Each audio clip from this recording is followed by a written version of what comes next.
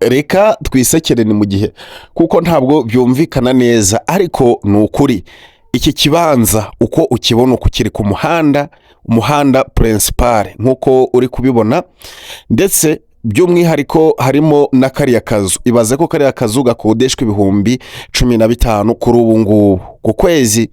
Ni ikibanza kirimo kwinjiza amafaranga. Ni ikibanza gifite ubuso bwa metero kare 508. Mbaza ngo gikeneye angahe? Ngibyo muri screen kuri 8,000,000 zonyine urahita wegukana iki kibanza gifite ubuso bwa metero kare 508. Kikaba kiri ku muhanda principal uzaba kaburimbo mu gihe kiri imbere.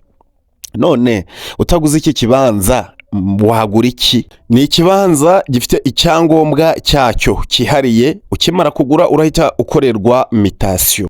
Nimba uri serious ukaba ufite gahunda atari ibyo gukina, nyandikira kuri iyo nimero iri kuri screen cyangwa se umpamagare tujye kureba iki kibanza tukigure.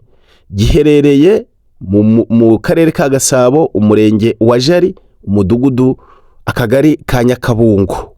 Ndagushimiye cyane wowe ufashe iki cyemezo cyo kwibikaho uyu mutungo utimukanwa. Niba kandi nawe ufite umutungo utimukanwa, cyane cyane inzu, ibibanza, ukaba ushaka kushira ku isoko, mpamagara nawe kuri iyo nimero cyangwa se unyandikire kuri WhatsApp. Umutungo wawe uwimukanwa n'utimukanwa tubihuze n'abakiriya kugira ngo ibyo ushaka kugeraho byihute.